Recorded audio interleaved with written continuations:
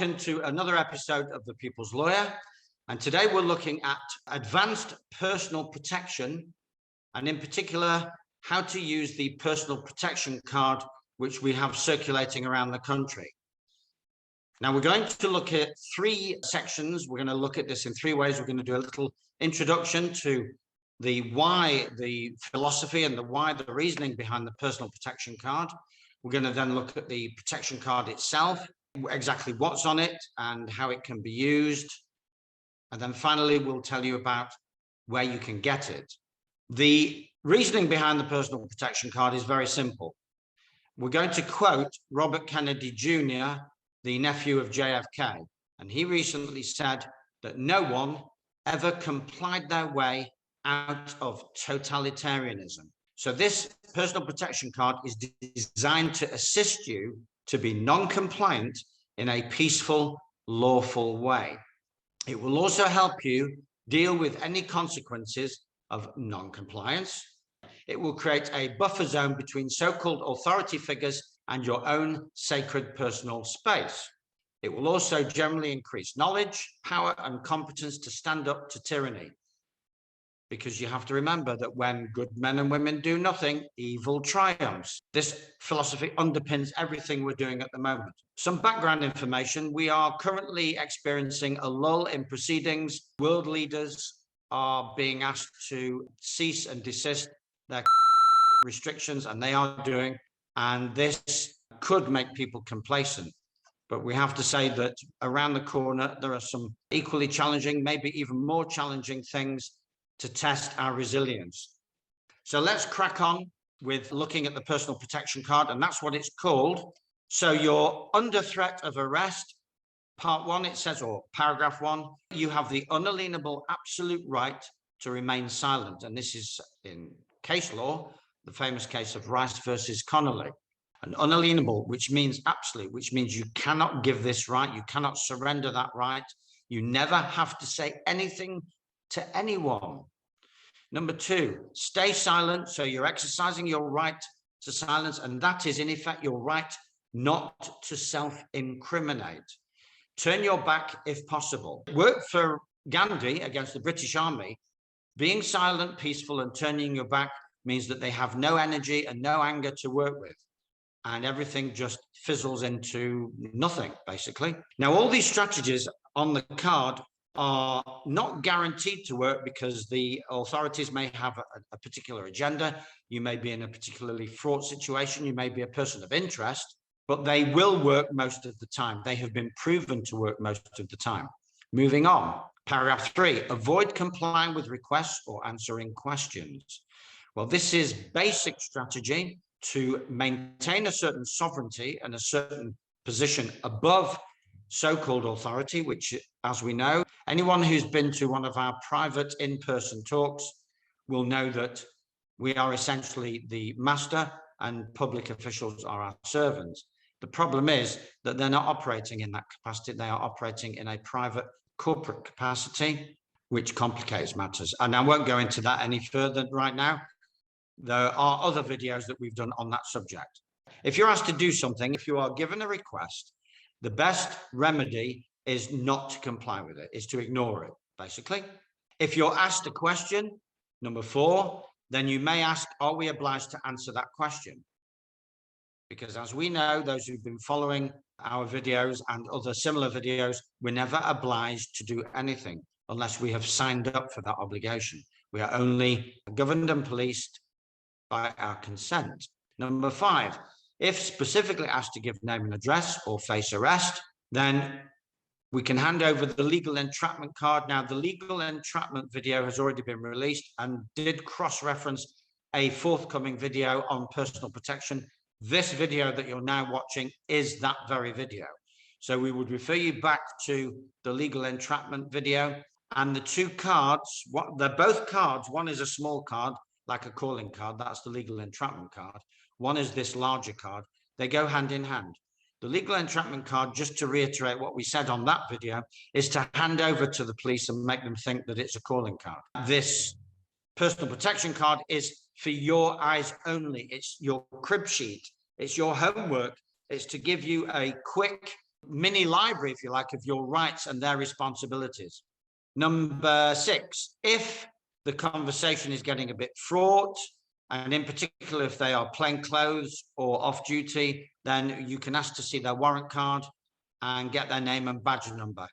This strategy won't work at a rally because it's obvious that they are part of a police initiative and are acting officially.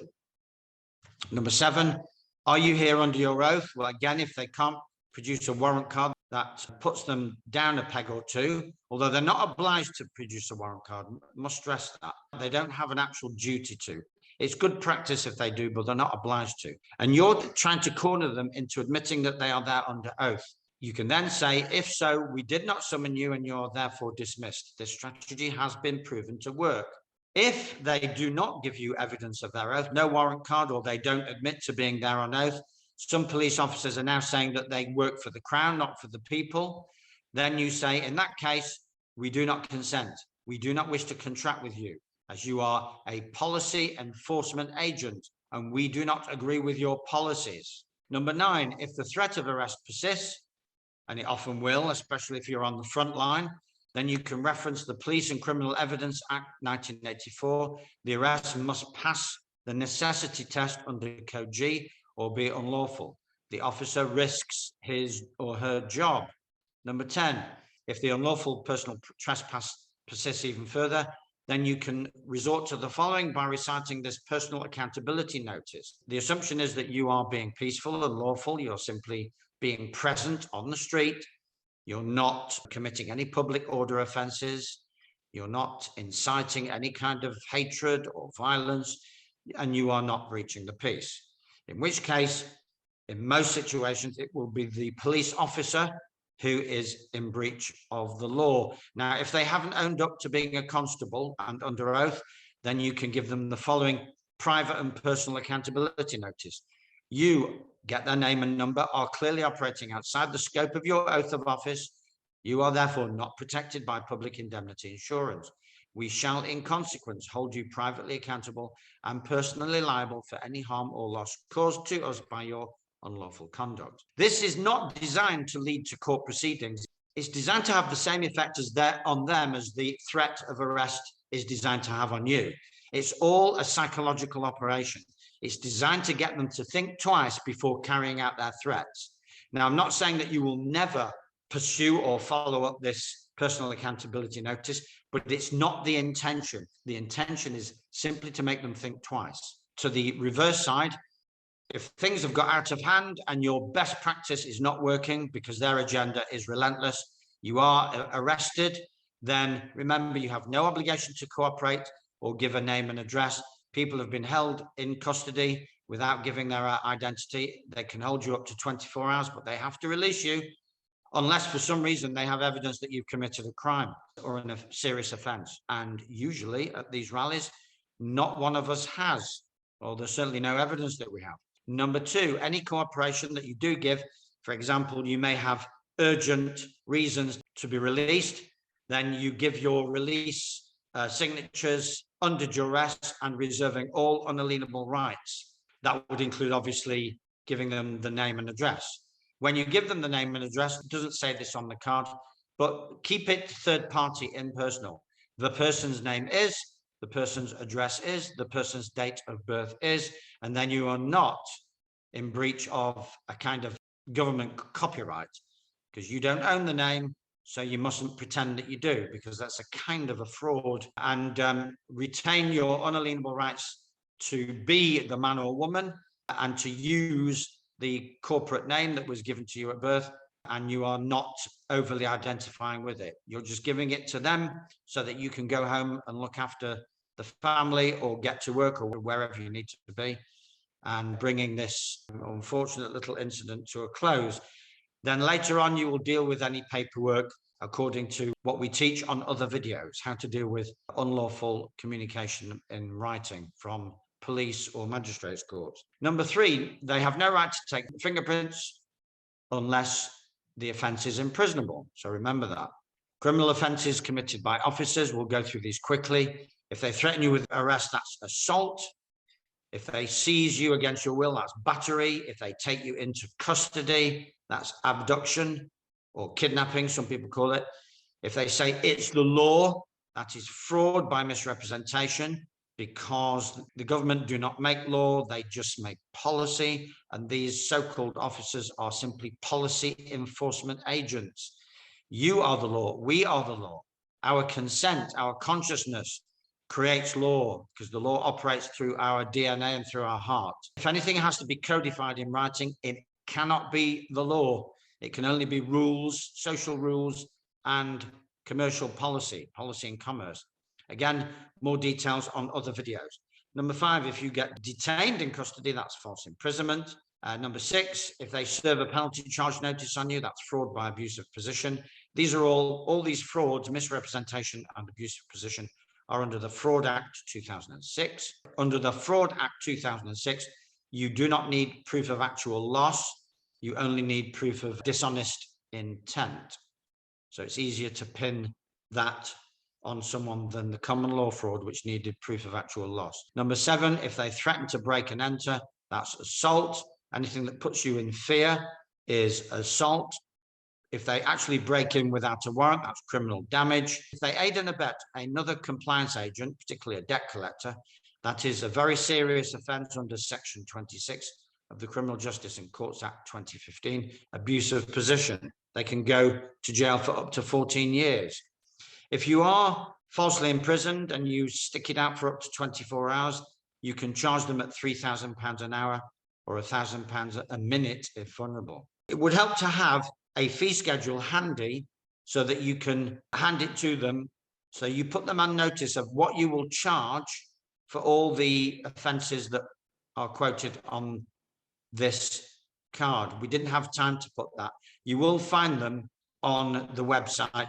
Well, I'll actually put a suggested template on the description box for this video. The information about how much you can charge per hour came from a retired police officer. Those are the details of the protection card. The availability of the card, you can individually download it by following the link that we've put in the description box. That will be an e-version that you can print off and use as your own personal crib sheet and swat it like it was homework. You can order a job lot of physical cards by sending an email to the email that's again in the description box.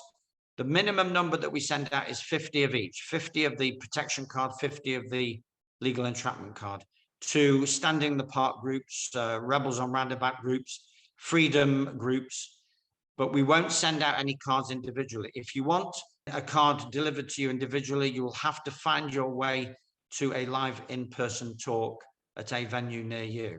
We hope that's been of great assistance to you. We do hope that it will inspire you to greater levels of confidence and defiance, peaceful, self-loving, non-compliant, lawful defiance of authority, technocratic power grabs. It is important that we do this, not just for ourselves, but for future generations. Another thing to bear in mind is that our numbers are growing as the narrative collapses, and people who only 3 or 4 or 5 months ago were still very much caught in the system and in the narrative are now stepping up and finding the courage to stand up for themselves and speak out, especially the professionals, the doctors, the lawyers. There was a barrister recently at the London rally saying that he's put on his wig and his robes because he doesn't want the mainstream to feel that only extremists and dangerous tinfoil hat wearers go to these rallies. We are encouraging everyone to speak out. The more of us speak out, the easier it is, and the more difficult it is for them to bully us, to victimize us back into silence. So be courageous, be bold, and know that your courage will inspire others. And the more of us that inspire others, the more everyone else will be inspired, not just to speak out, but simply just to wake up. Thank you once again for listening, and we will see you very shortly on another episode. Thank you very much. Bye for now.